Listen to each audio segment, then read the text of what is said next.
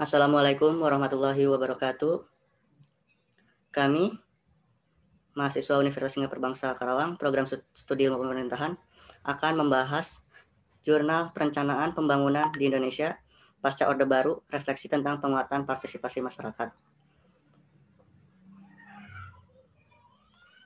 Sebelumnya perlu diketahui, kami dari kelompok 3 dengan anggota pertama Ayu Febridayanti, kedua Nika Amalia Suhendro, ketiga Regita Febridayanti, keempat Siti Khotimah, kelima Abdul Rafi Blajam, keenam Sandra Mutiara Pratiwi.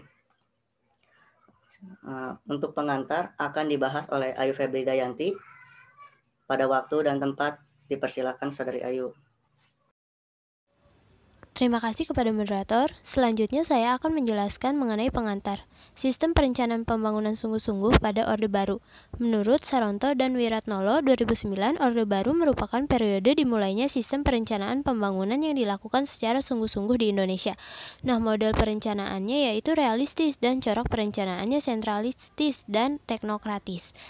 Menurut Rashid 2002 dan Hafiz 2004, periode Orde Baru berkembang model perencanaan yang realistis dengan logika-logika ekonomi yang digunakan dalam periode sebelumnya.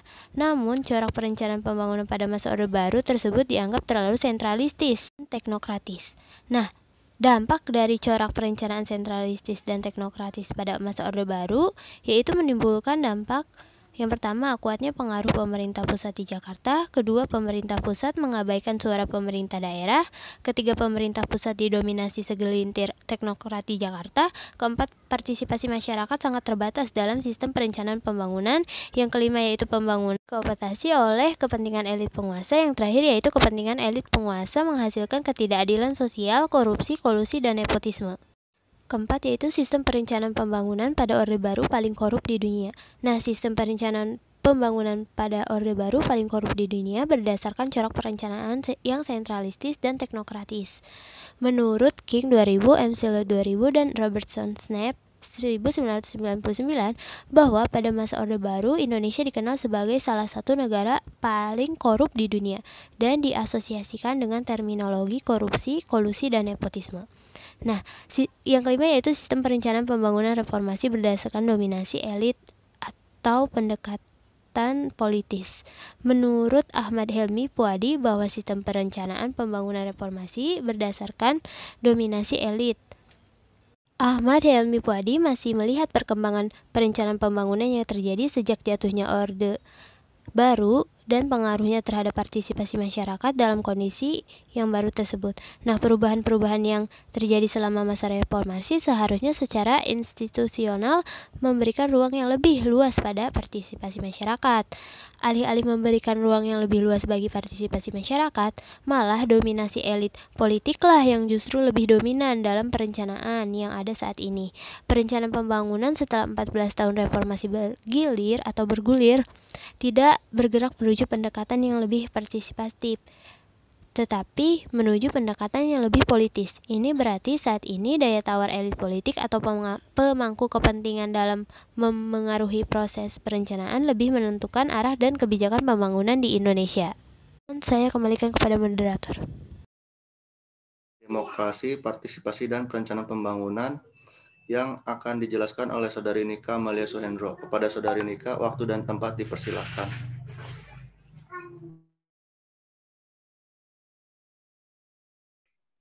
Ya, terima kasih moderator. Apakah suara saya terdengar? Ya, terdengar. Di sini saya akan menjelaskan pengertian demokrasi, partisipasi, dan perencanaan pembangunan. Demokrasi di sini sering kita ketahui dimaknai sebagai pemerintahan dari rakyat, oleh rakyat, dan untuk rakyat. Nah, ada sistem demokrasi. Dalam sistem demokrasi, setiap orang bebas dan berhak untuk mengutarakan pendapat serta terlibat dalam pengambilan keputusan politik dan pemerintahan. Nah, ada istilah juga, suara rakyat adalah suara Tuhan yang harus dipenuhi. Dalam terminologi tersebut, rakyat ditempatkan sebagai pemangku kepentingan atau stakeholder utama dalam sistem politik dan pemerintahan. Nah, ada kesamaan hak partisipasi. Setiap orang mempunyai hak yang sama untuk berpartisipasi dalam pembangunan di Indonesia. Next, Kang.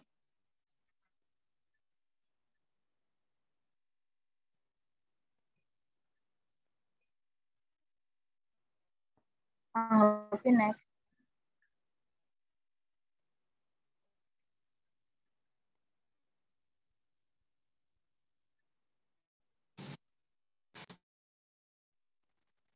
Kang Rofi next.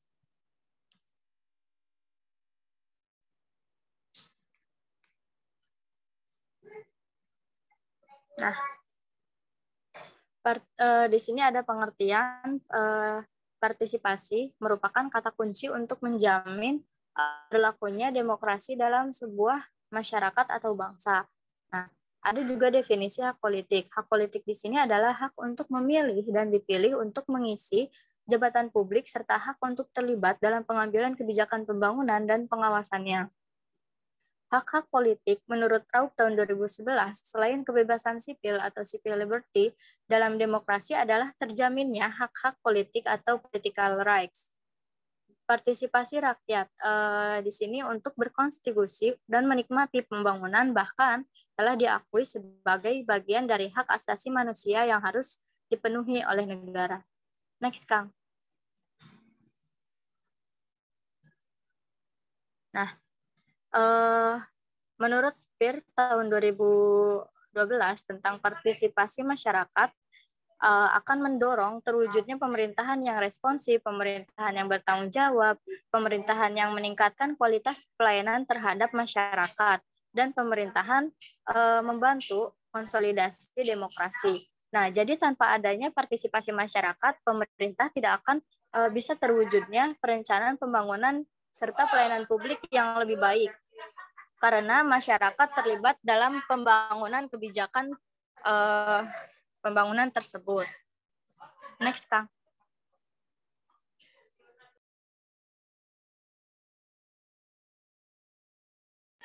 Nah, di sini ada proses demokrasi dan partisipasi masyarakat dalam perencanaan pembangunan. Yang pertama ada pemilihan umum. Pemilihan umum di sini yaitu hak-hak politik masyarakat dalam memilih pemimpinnya, baik presiden ataupun kepala daerah dan lain-lain. Karena itu ada di definisi hak politik, yaitu hak untuk memilih tadi. Yang kedua ada perencanaan pembangunan. Di sini yaitu masyarakat juga ikut serta dalam proses ini. Misal masyarakat membutuhkan puskesmas di daerahnya karena belum adanya puskesmas. Lalu keluhan yang kedua, masyarakat menginginkan pembenaran jalan yang berlubang. Lalu lalu yang ketiga ada penentuan perencanaan pembangunan. Nah, atau tujuan program ini dari maksud ini tujuan prioritas di sini jika dilihat dari contoh tadi yang harus diprioritaskan adalah puskesmas terlebih dahulu karena membutuhkan obat-obatan dan pelayanan kesehatan meskipun pembenaran jalan juga penting. Yang keempat, mekanisme atau kelembagaan atau pemangku kepentingan. Nah, yang dimaksud di sini adalah pentingnya suara rakyat. Yang kelima, ada kesejahteraan atau mengatasi kesejahteraan rakyat atau mengatasi kegagalan pasar. Nah, dalam sejarahnya, perencanaan pembangunan memang tidak bisa dipisahkan dengan peran negara dalam pembangunan. Keynes mengkritisi paradigma laissez-faire dan mengutarakan pentingnya intervensi pemerintah ketika terjadi kegagalan pasar. Pada 1930-an, untuk mengatasi pengangguran dan depresi, dilakukan penurunan suku bunga dan peningkatan pengeluaran pemerintahan untuk membangun infrastruktur. Peran pemerintah ini terutama juga diperlukan oleh negara-negara berkembang, khususnya ketika pihak swasta tidak tertarik untuk berinvestasi di negara-negara yang sedang berkembang di Asia. Next, Kang. Nah, di sini ada peran negara dalam pembangunan. Berdasarkan pengalaman negara-negara Asia juga menunjukkan peran negara dalam pembangunan. Menurut Bank Dunia, intervensi pemerintah menghasilkan dampak sebagai berikut. Yang pertama ada tingkat pertumbuhan yang lebih tinggi, yang kedua ada tingkat pertumbuhan yang dalam praktiknya di Asia dikenal sebagai developmental state. Nah, model ini tidak mempunyai komitmen pada rezim dengan tipe tertentu, baik rezim otoritarian ataupun rezim demokratis. Di Indonesia pada era Orde Baru menetapkan pemikiran Keynes dan developmental state ala Asia dengan pendekatan rezim otoriter, sedangkan era Orde Reformasi pendekatannya rezim demokratis. Next, Kang.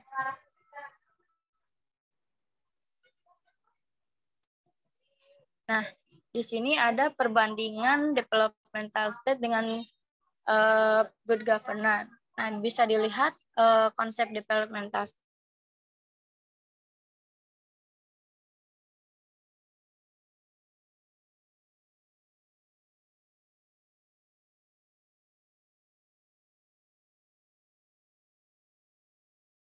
kuat peranan demokrasi. Nah, yang kedua aspek utama dalam developmental state ini adalah kapasitas negara. Berbeda dengan good governance yang mementingkan aspek transparansi dan akuntabilitas. Nah, good governance di sini yang ketiga ada harus adanya embed autonomi, yaitu bahwa negara harus melekat dalam masyarakat dan memenuhi keinginan masyarakat, tetapi birokrasi harus rasional, profesional, dan dilindungi dari tekanan-tekanan politik dan kelompok-kelompok pencari rente. Nah, di developmental state ini tidak ada harus embed atau autonomi ini. Jadi peminggiran suara masyarakat dalam sistem teknokratik ala developmental state ini telah memunculkan pendekatan-pendekatan baru dalam perencanaan pembangunan seperti rural rapid appraisal atau RRA, di participatory rural appraisal atau PRA karena tuntutan ruang partisipasi. Perkembangan pemikiran tentang pendekatan pembangunan yang lebih berorientasi pada kepentingan dan suara masyarakat ini sangat jelas terjadi di Indonesia. Nah, dari konsep-konsep developmental state dari era Orde Baru menuju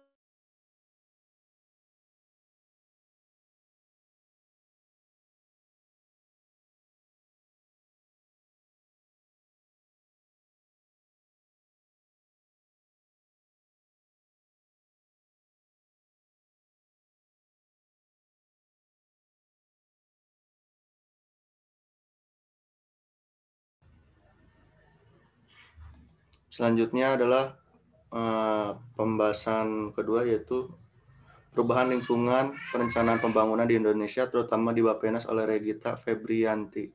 Pada Saudari Regita, waktu dan tempat dipersilakan. Baik, terima kasih moderator. Saya di sini akan memaparkan mengenai materi perubahan lingkungan perencanaan pembangunan di Indonesia. Perubahan lingkungan perencanaan pembangunan yang sangat menonjol dalam masa Orde Baru adalah peran Bappenas. Pada masa itu, Bappenas memegang peranan sentral dalam perencanaan pembangunan di Indonesia. Bappenas menentukan arah pembangunan dalam penyusunan dokumen-dokumen rencana pembangunan 5 tahun atau Repelita. Bappenas juga turut menentukan apa dan berapa biaya proyek yang akan dikerjakan dalam pembangunan Indonesia.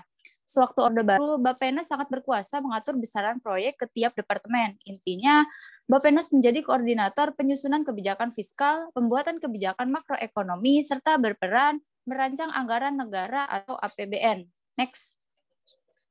Di sini ada keberadaan buku biru yang seakan menjadi cetak biru pembangunan Indonesia. Di Bappenas menunjukkan besarnya otoritas yang dimiliki oleh lembaga tersebut. Proyek-proyek pembangunan yang akan dilaksanakan harus dicatat dalam buku tersebut. Ini berarti setiap kegiatan pembangunan yang akan dilaksanakan harus atas persetujuan Bappenas. Next.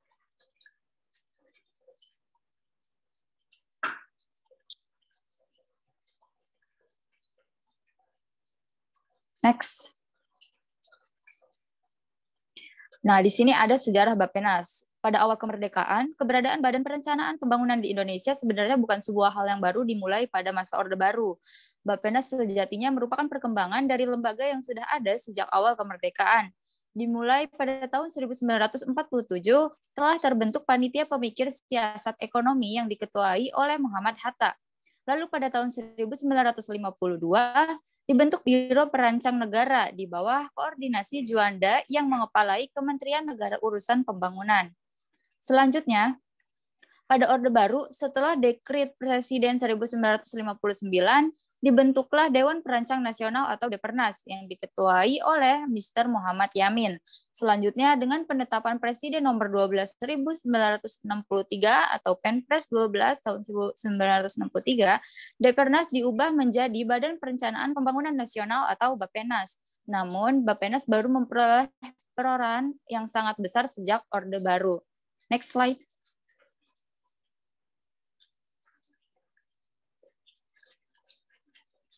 Selanjutnya, pada Orde Baru,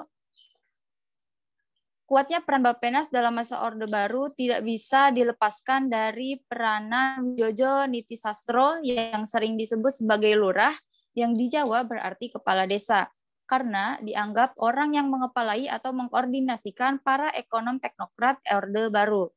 Oleh karena itu, superioritas Bappenas atas kementerian-kementerian ekonomi lainnya tidak dipersoalkan oleh para teknokrat yang lain. Ali Wardana, Menteri Keuangan pada periode tersebut, mencairkan dana untuk kegiatan pembangunan yang didesain oleh Bappenas. Kepercayaan Wijojo bahwa perekonomian tidak dapat sepenuhnya diserahkan pada pasar dan perlu ada peran negara untuk memperkecil kegagalan pasar. Perencanaan pembangunan adalah pada proses pengambilan keputusan yang rasional di antara pilihan alternatif yang tersedia. Profesor Emil Salim, Wakil Kepala Bappenas tahun 1969 hingga 1973, menurutnya pembangunan harus memperhatikan masyarakat paling miskin sehingga dapat mengatasi masalah kesenjangan ekonomi di masyarakat. Next.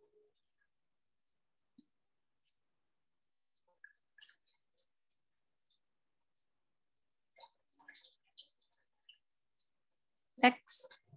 Ya. Superioritas Bappenas ini bertahan hingga berakhirnya Orde Baru. Menurut Yusron, Bappenas yang menjadi jantung perencanaan ekonomi Orde Baru dianggap bertanggung jawab atas kegagalan perekonomian Indonesia. Terpusatnya perencanaan dan otoritasnya dalam distribusi kegiatan dan dana pembangunan di lembaga tersebut dianggap tidak sehat. Oleh karena itu, tugas dan wewenangnya pun dikurangi. Kepala Bappenas kini hanya mempunyai peran konsultasi dalam penyusunan anggaran negara, sehingga otoritas Bappenas hilang pada era reformasi. Menurut Undang-Undang Nomor 17 Tahun 2003 tentang Keuangan Negara, kini kekuasaan atas penyusunan dan pengelolaan fiskal berada di tangan Menteri Keuangan, bukan lagi di Bappenas. Next.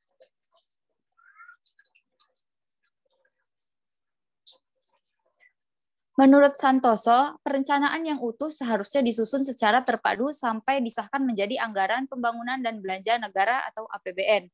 Dengan penyusunan dan pengesahan anggaran yang kini berada di Menteri Keuangan dan DPR, fungsi penganggaran yang merupakan fungsi paling real dalam perencanaan belum tentu dapat disinkronkan dengan rencana pembangunan yang disusun oleh Bappenas. Next.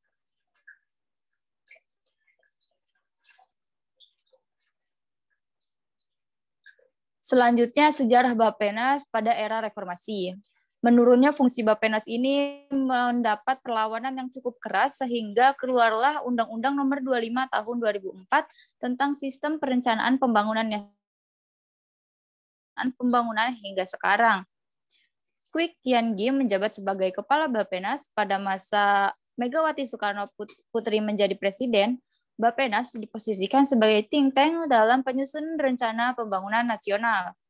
Sebagaimana diatur dalam undang-undang tersebut, Bappenas bertugas untuk membantu dalam hal penyusunan rencana pembangunan jangka panjang atau RPJP, membantu dalam hal penyusunan rencana pembangunan jangka menengah atau RPJM, dan rencana kerja pemerintah atau RKP.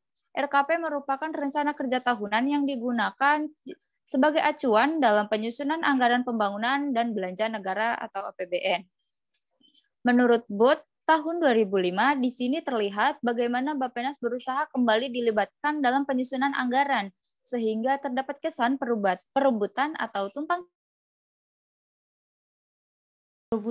tumpang tindih kewenangan antara Bappenas dan Kementerian Keuangan. Pada era reformasi memperlihatkan Bappenas yang memegang peran kunci dalam perencanaan pembangunan telah banyak kehilangan perannya dibanding pada masa Orde Baru, sehingga Bappenas telah menyulitkan berjalannya perencanaan pembangunan secara utuh. Sekian, terima kasih. Saya kembalikan kepada moderator. Selanjutnya, pembahasan ketiga mengenai desentralisasi tanpa partisipasi oleh Saudari Khotimah. Kepada Saudari Khotimah, waktu dan tempat dipersilahkan.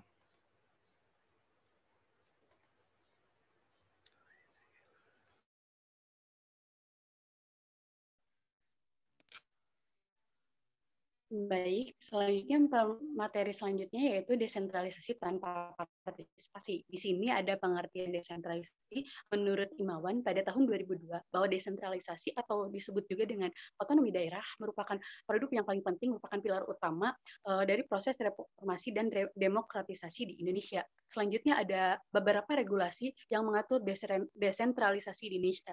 Yang pertama ada dengan keluarnya Undang-Undang Nomor 22 Tahun 1999 dan Undang-Undang Nomor 33 Tahun 2004.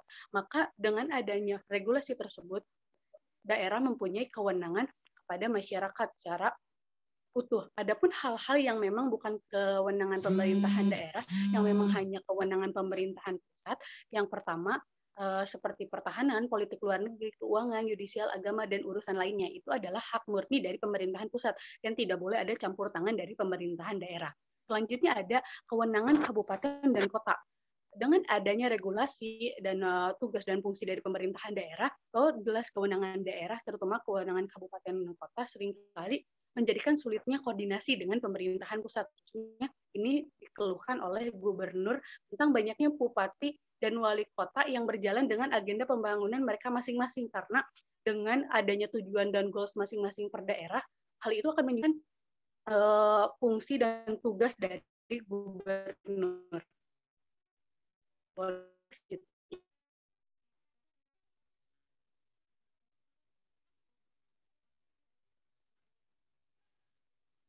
Next.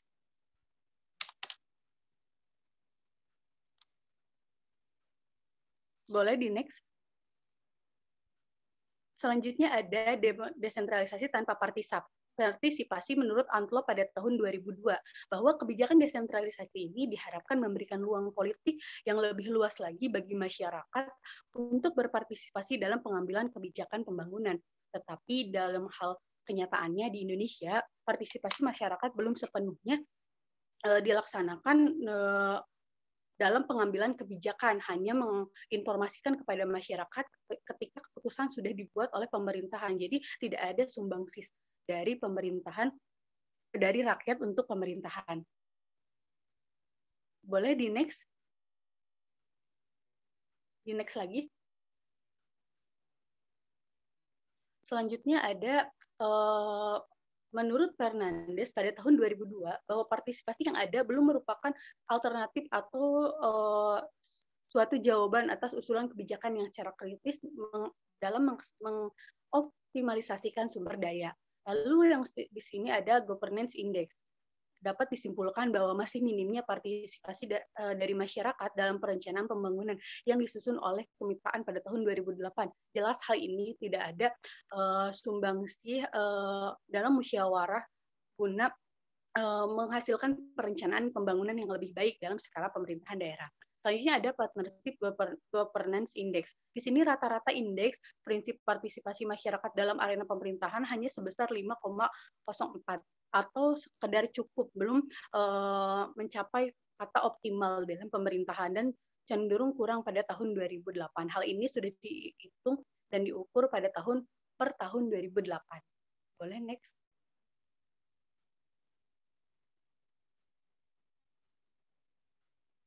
Boleh di next.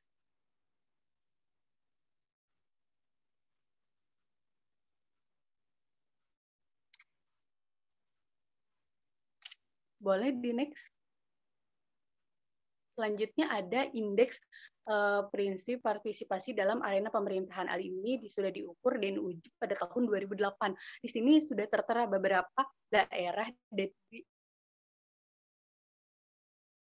diukur skala indeks tentang seberapa tinggi prinsip partisipasi dalam pemerintahan. Di sini didefinisikan sebagai lembaga pembuat kebijakan, yaitu policy making body di tingkat provinsi yang merujuk pada gubernur dan DPR provinsi yang mempunyai kewenangan di dalamnya dalam pembuatan peraturan, berkoordinasi dalam pembangunan dan alokasi anggaran. Nah, di sini dijelaskan bahwa Jawa Timur mempunyai tingkatan paling tinggi, yaitu sebesar 6,99 dalam kategori baik. Nah, sayangnya hal ini belum diikuti dengan provinsi-provinsi lainnya yang masih di bawah kata standar. Nah, di sini yang sangat disayangkan sekali, ukuran ini hanya dibuat per tahun 2008, belum ditindaklanjuti hingga kini 2021. Boleh next? Nah, selanjutnya materi selanjutnya ada penyebab rendahnya partisipasi pada era reformasi. Di sini slide sebelumnya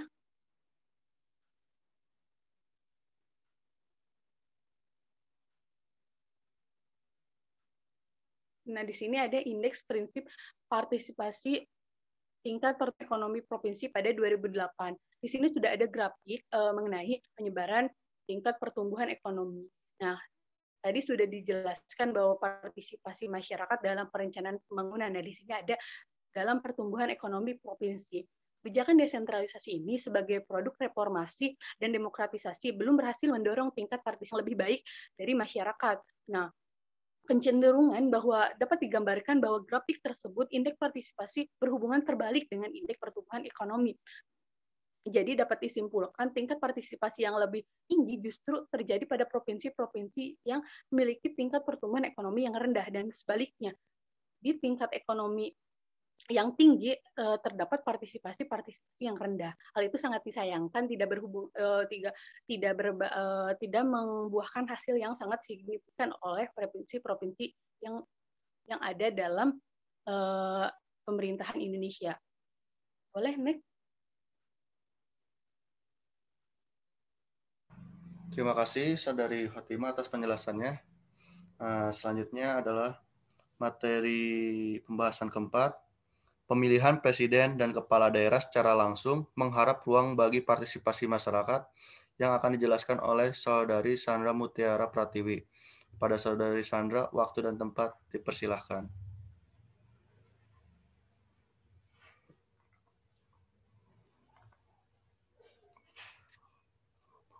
Moderator, dalam selanjutnya terdapat 4 bahasan, yaitu yang pertama ada perubahan sistem ketatanegaraan pada era reformasi.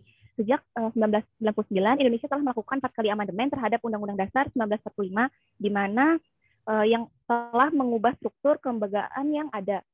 Yang pertama itu MPR kini hanya berwenang mengubah dan menetapkan Undang-Undang Dasar, tidak lagi berwenang menetapkan GBHN. Lalu yang kedua, Presiden dan Wakil Presiden dipilih langsung oleh rakyat dengan visi dan misi, diturunkan dalam bentuk RPJM yang baru pada era reformasi, menggantikan otorita yang ada semasa Orde Baru.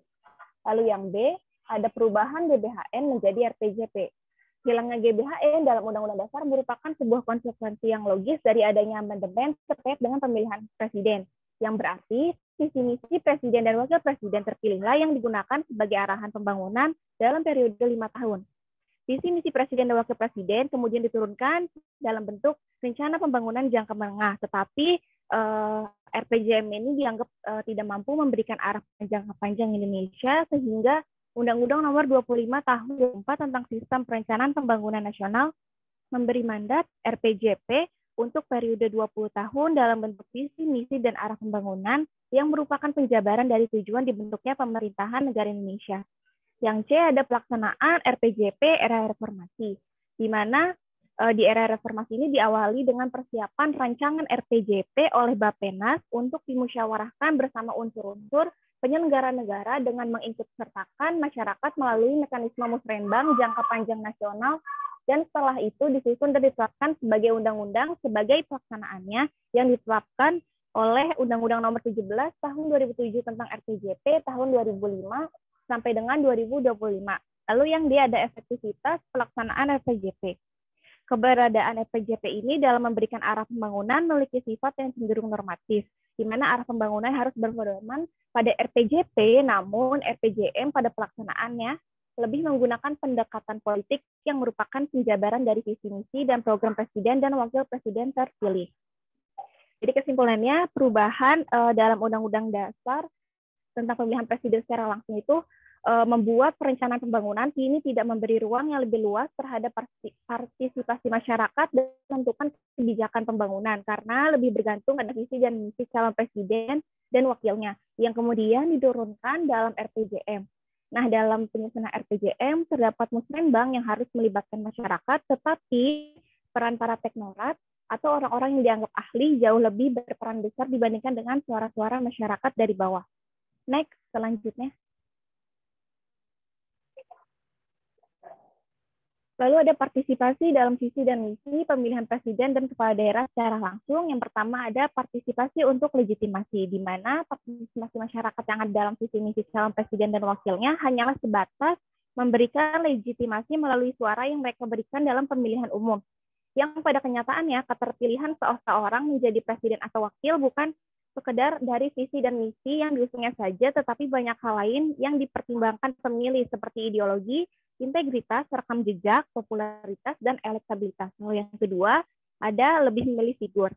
Menurut Setiawan, dalam praktik politik di Indonesia, pemilih lebih melihat figur sang kandidat. Oleh karena itu, belum tentu visi misi calon terpilih adalah visi misi yang diinginkan oleh rakyat. Lalu yang ketiga, ada RPJM bercorak satelita orba. Dalam penyusunan RPJM, terdapat musrembang yang harus melibatkan masyarakat, di mana partisipasi masyarakat itu dirasa masih sangat minim.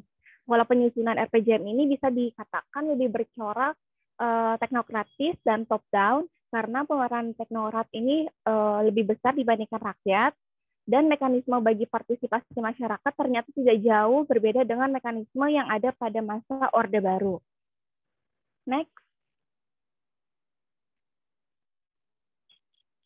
Nah, di dalam slide ini terdapat sebuah gambar atau bagan mengenai mekanisme penyusunan RPJM atau RPJD, di mana dalam mengonversi visi misi menjadi RPJMD atau RPJD harus dilakukan dengan cara musrembang yang mengikut sertakan masyarakat. Selain itu, penyelenggara juga harus ikut dalam kegiatan musrembang. Namun dalam pelaksanaannya di daerah, masyarakat itu tidak terlibat secara optimal, kecuali ada pendampingan dari LSM, hampir dipastikan tidak ada kelompok masyarakat yang akan terlibat dalam prosesnya. Demikian juga pada musrembang untuk penyusunan RKPD yang merupakan acuan dalam penyusunan APBD, di mana keterlibatan masyarakat masih sangat minim. Terima kasih, saya kembalikan lagi kepada moderator. Terima kasih Saudari Sandra atas penjelasannya. Selanjutnya adalah pembahasan kelima tentang penguatan parlemen dan kooptasi elit politik yang dijelaskan oleh Abdul Rauf Blazam.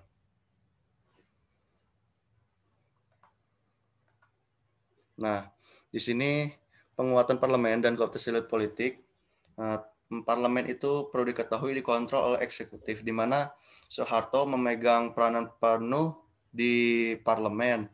Parlemen dikuasai oleh Golkar dan ABRI.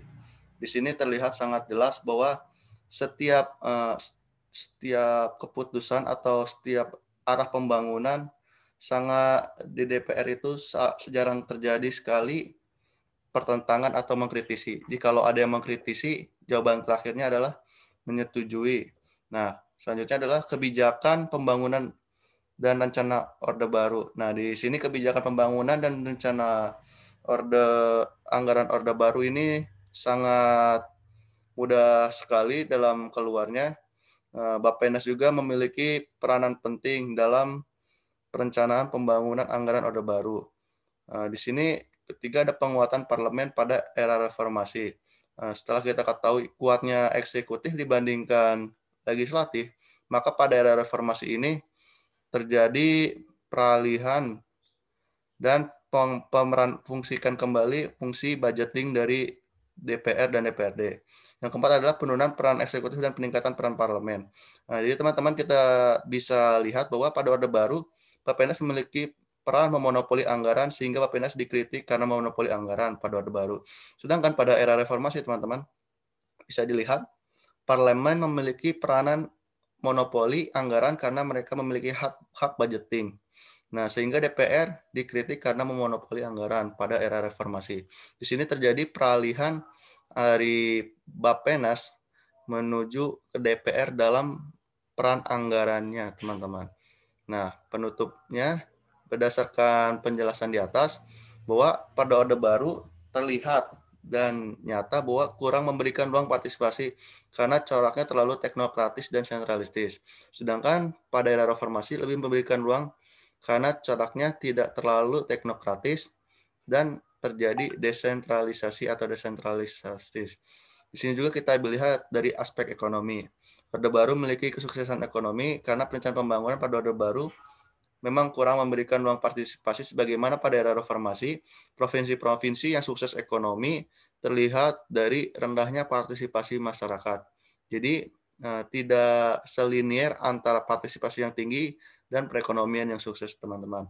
Yang terakhir adalah pada Orde Baru terlihat sekali superioritas Bappenas dalam perencanaan pembangunan dan tidak lagi melaksanakan fungsi parlemen. Di sini parlemen itu hanya sebagai penyetuju saja, sedangkan pada era reformasi pembatasan peran Bappenas yang terlalu superioritas dalam arahan pembangunan dan melaksanakan fungsi anggaran di parlemen dengan hak budgeting.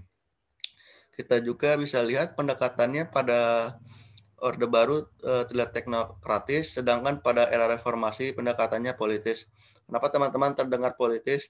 Karena dari peralihan dari Bappenas ke DPR, DPR sendiri atau parlemen sendiri dikuasai elit politik, sehingga pendekatan anggaran tergantung kepentingan elit-elit politik dalam menyetujui APBN atau APBD. Yang selanjutnya adalah tidak ada peran parlemen pada Orde Baru, namun eksekutif membajak agenda pembangunan karena tidak mewakili kepentingan rakyat.